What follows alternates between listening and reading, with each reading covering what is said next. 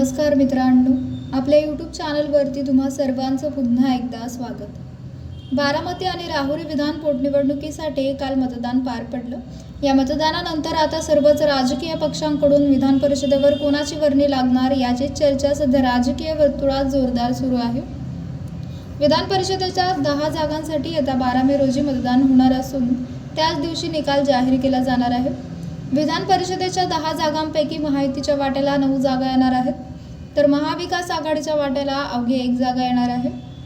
महायुतीच्या 9 जागांवर भाजपचे 6 उपमुख्यमंत्री एकनाथ शिंदेंचे शिवसेनेचे 2 आणि राष्ट्रवादी काँग्रेसकडून 1 उमेदवार विधान परिषदेवर पाठवला जाणार आहे. या एका जागासाठी राष्ट्रवादी काँग्रेसमधील अनेकांनी जोरदार बिल्डिंग लावली आहे.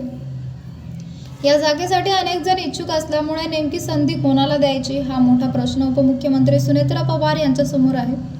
कारण अजित पवारांच्या निधनामुळे अशा पद्धतीचा पहिलाच निर्णय त्या घेणार आहेत. त्यामुळे त्यांच्या निर्णय क्षमतेची कसोटी लागणार आहे.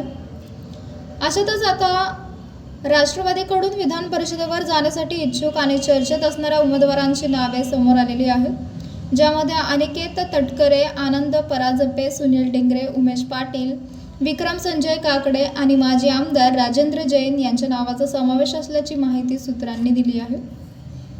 यापैकी माजी आमदार राजेंद्र जैन हे प्रफुल्ल पटेलांचे कट्टर समर्थक आहेत, तर अनिकेत तटकरे हे सुनील तटकरे यांचे चिरंजीव आहेत.